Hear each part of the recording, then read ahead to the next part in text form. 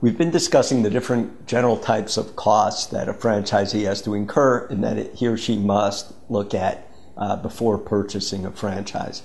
We looked at initial fees or costs, the fixed fees. We've looked at ongoing royalty payments, and we've looked at advertising fees. We really haven't examined them, but we've identified them.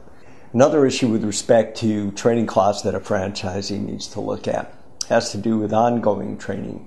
Whether a franchisor is going to provide training for a franchisee after the franchisee has been operating for several months, 6 months, or a year.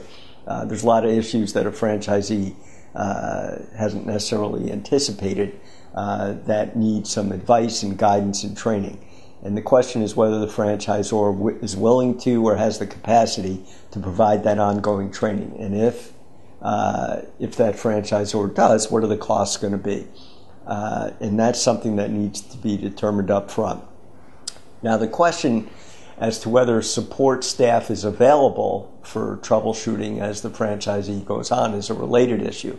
Many times a franchisor will say, we're not going to provide an ongoing training program per se at our headquarters, but we're going to have a franchisor employee ready to answer questions at some sort of help desk, for instance. My experience is that those are close to useless.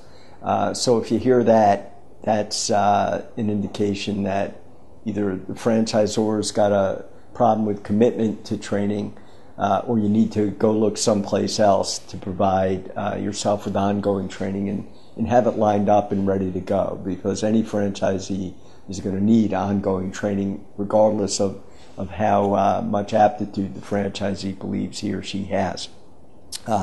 Now, the support staff, whether they're going to be the initial training people, the ongoing training, or the support staff, the franchisee needs to look at the qualifications and the credentials and background of that person from the franchisor who's going to provide the training.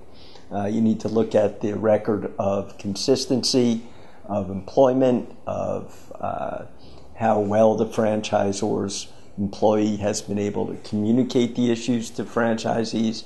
And many times the franchisor employees don't necessarily have the background in that particular industry to be able to teach other people, franchisees.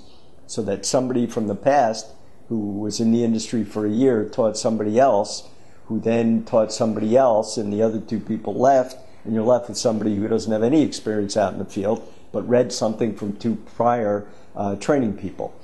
So those are issues that you need to examine as well. The question of support staff would also involve whether the franchisor is going to send somebody to your site. And as I said, there are a lot of problems with you having to incur the costs and actually get on a plane to go to the franchisor's headquarters every time you've got a problem. So the franchisor who says, well, we avoid the help desk issue because we send people directly to your site. Again, you need to know how many times a year that they usually send people. How many people? If there's one person to cover the entire East Coast, then you know that it's not a valuable program or service.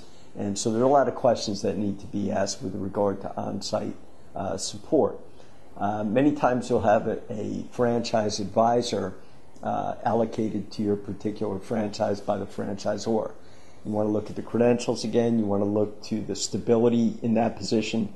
How many advisors have been in that position over the last year, 2 years, and you also want to take a look at at your ability to communicate with and relate to that advisor, because the advisor is going to be the link between you and the franchisor, which is the mothership. And if you've got a guy or a woman in there you just have no relationship whatsoever, it may seem like a small thing, but it could end up, and I've seen it end up, in a termination based on something as little as a personality conflict.